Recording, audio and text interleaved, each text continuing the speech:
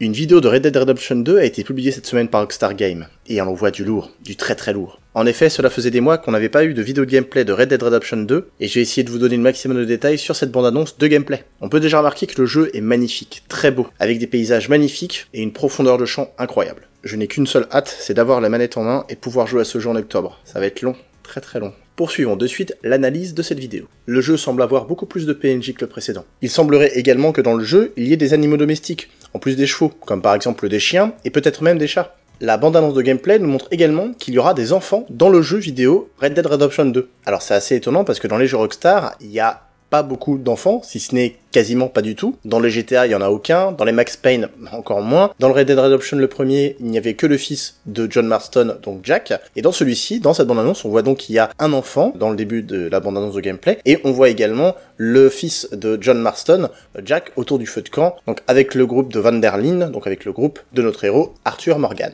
Je le répète à nouveau, le jeu est quand même magnifique. On peut se rendre compte dans cette vidéo de gameplay que le jeu vidéo Red Dead Redemption 2 a sacrément du lourd dans la dynamique de gameplay, également dans les environnements, dans la profondeur de champ. La vidéo de gameplay tourne sur une PS4 Pro, et oui, ça tourne pas sur PC, ça tourne sur une console. Alors même si vous n'avez pas de PS4 Pro, je peux vous dire que même avec une PS4, si vous avez une télé 4K HDR, ça suffira amplement à faire votre bonheur. Les joueurs Xbox ne sont pas en reste, bien entendu. Le jeu sortant sur PS4 et Xbox One, il sera d'une qualité supérieure, bien entendu, si vous êtes sur PS4 Pro ou Xbox One X. La météo dynamique sera bien entendu présente dans le jeu, avec les changements de temps. On peut voir dans la vidéo de gameplay qu'il y a des plans avec du soleil, avec des nuages, mais également de la neige. Et la neige est superbement bien faite. Qu'est-ce que vous en pensez, les geeks? Le système de combat a également été amélioré. On peut se rendre compte dans le thriller que notre personnage pourra bloquer des coups assez puissants. On pourra donner des contre-coups assez puissants également. Il semblerait qu'il y ait une palette de coups quand même assez importante. Et les extraits qui nous sont diffusés dans la vidéo nous montrent quand même que le système a l'air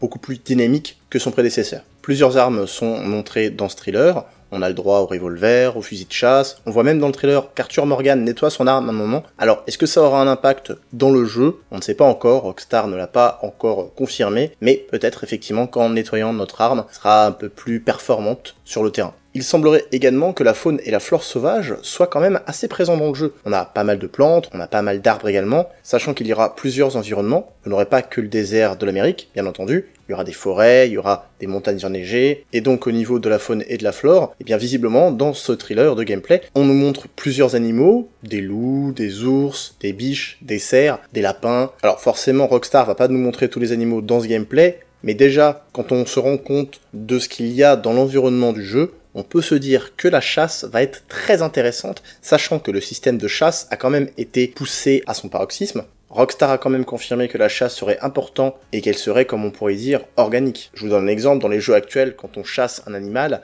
on le chasse, une fois qu'on l'a chassé, on le tue, on le met avec nous et on le met dans notre sac imaginaire. Alors que là, dans Red Dead Redemption 2, c'est très différent. En fait, la chasse, quand je vous dis qu'elle est beaucoup plus organique, c'est qu'elle est beaucoup plus réelle. C'est-à-dire que quand vous allez chasser un animal, par exemple, vous lui tirez une flèche, l'animal va tomber, il va pas faire juste se relever et s'en aller, il va tomber un petit peu, il va avoir du mal à se relever, il va partir, ensuite vous allez suivre ses traces de sang, et puis en suivant ces traces de sang, vous allez tomber sur l'animal, et là, vous serez obligé de l'abattre avec votre couteau, ou avec votre revolver, ou avec votre fusil, peu importe, mais c'est vous qui devrez l'achever, sachant que vous aurez plusieurs possibilités d'achever l'animal, mais il faut vous dire que quand vous allez l'achever, l'animal, il va pas être en mode « je te regarde pas, je t'ignore ». Il peut réagir comme une vraie bête qui est en train de souffrir, qui est en train d'agoniser, vous regardez, et une fois que vous l'avez abattu de la manière dont vous voulez, eh bien, vous devez le prendre, le mettre sur votre cheval. Vous pouvez également chasser d'autres animaux. Vos animaux, vous pouvez pas les mettre, comme je disais précédemment, dans un sac imaginaire. Il faut les mettre sur votre cheval ou avec vous, et vous pouvez pas porter tous les animaux du monde avec vous, bien entendu. Donc il y a une limite aux animaux que vous mettez sur votre cheval ou sur vous. Vous voyez les animaux que vous mettez sur vous. Il y a une limite à la chasse. Vous pouvez pas chasser autant d'animaux que vous voulez. Une fois que vous avez chassé les animaux que vous vouliez, et bien après, vous devez les revendre, ou alors vous devez les ramener à votre camp. J'en parlerai d'ailleurs juste après. Donc le système de chasse est quand même assez véritablement important dans le jeu. La bande-annonce nous parle également du camp. Alors le camp, ça va être parce qu'on va se déplacer avec notre bande, parce qu'on sera forcément poursuivi par les chasseurs de primes et les shérifs, parce qu'on est quand même une bande de hors-la-loi. Donc du coup, le camp devra se déplacer au fur et à mesure de l'histoire dans différentes zones. Et justement, dans ce camp, on va aider à faire évoluer justement le camp de Van der Linde. En gros, quand je vous parlais de la chasse il y a un instant, et bien justement, le fait d'apporter des animaux au camp pour la nourriture, pour les vêtements, pour les tentes, etc., ça peut apporter un plus au camp. Donc si on aide le camp, eh bien on aura des informations en plus, peut-être des quêtes secondaires, on aura des cadeaux en plus, enfin des cadeaux, on gagnera quelque chose en plus, on peut aider à faire évoluer notre camp, à faire en sorte justement que les gens nous apprécient de plus en plus,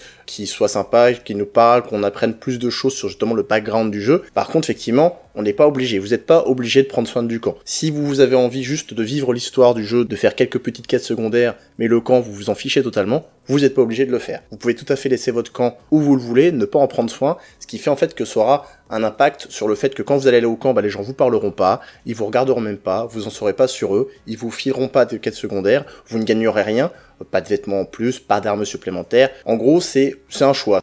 Le camp, c'est une sorte d'histoire supplémentaire dans le jeu. En gros, vous prenez soin du camp, ça vous apporte des éléments en plus pour vous, pour Arthur Morgan. Vous en prenez pas soin, et vous aurez rien en retour. Et puis voilà. Pas mal de joueurs se le demandaient, mais oui, le poker est de retour. Alors ça fait plaisir. Alors après, la question est de savoir est-ce qu'on pourra en profiter en multijoueur. Ça, on le saura peut-être dans une prochaine vidéo. L'interaction avec les PNJ est très intéressante dans ce Red Dead Redemption, parce qu'à comparaison des autres jeux qu'on peut avoir actuellement, eh bien là, les PNJ, on pourra aller vers eux, mais sans forcément engendrer une discussion.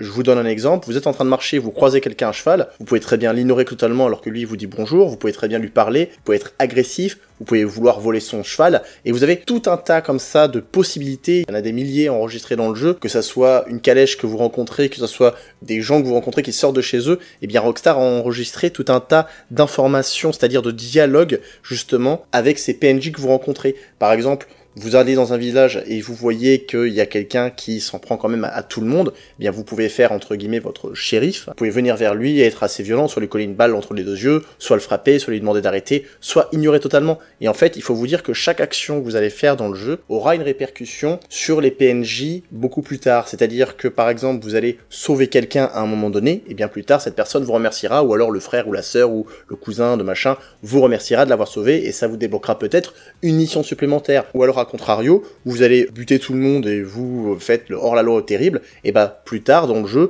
quelqu'un va vous dire « Oui, t'as tué ma mère, t'as tué mon cousin, t'as tué un tel, je le connaissais, tu vas me le payer », et du coup, vous aurez beaucoup plus de personnes qui seront à votre poursuite, et vous aurez sûrement peut-être des quêtes supplémentaires, mais ça sera différent. En fait, en gros, voilà, c'est que Rockstar a voulu apporter le fait que les PNJ ont vraiment leur propre vie dans le jeu. En gros, quand vous allez croiser un PNJ le matin, ce qu'il va faire le matin va changer de ce qu'il va faire l'après-midi, et va changer de ce qu'il va faire le soir. Rockstar Games a enregistré tout un tas de données pour faire en sorte que les PNJ ne fassent pas tout le temps la même chose.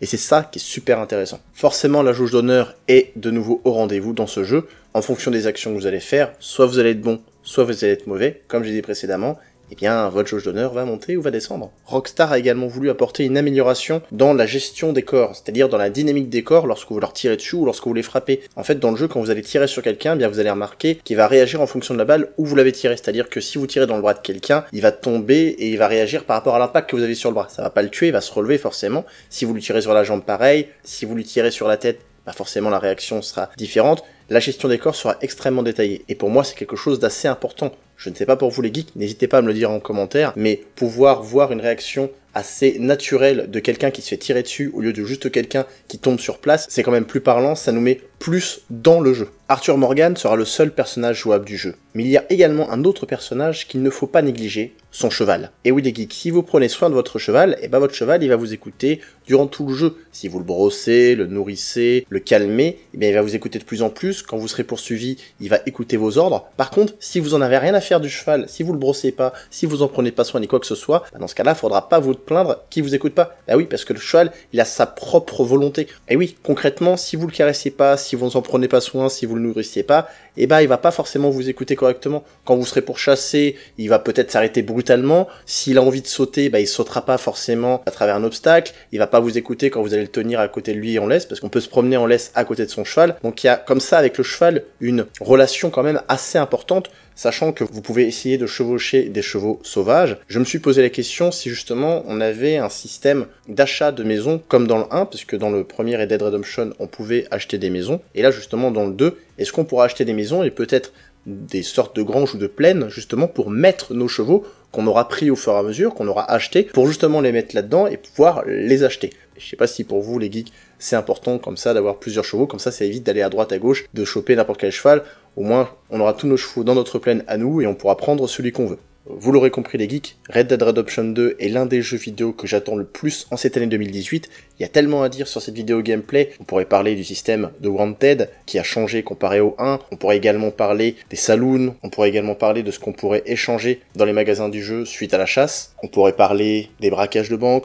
On pourrait parler des activités diverses qu'il y a dans le jeu, on pourrait parler de énormément de choses de ce jeu, mais je me suis dit qu'il était important de parler des choses quand même assez importantes qui étaient montrées dans cette vidéo de gameplay. J'espère que cette analyse de la bande-annonce de gameplay de Red Dead Redemption 2 n'a pas été trop longue pour vous. J'ai essayé d'en donner le maximum et de vous montrer à quel point je suis impatient de jouer à ce jeu. N'hésitez pas, vous aussi, à me dire en commentaire si vous êtes impatient comme moi d'y jouer. Red Dead Redemption 2 est attendu pour le 26 octobre 2018 sur PS4 et Xbox One. C'était Mikey Play Mike. Salut!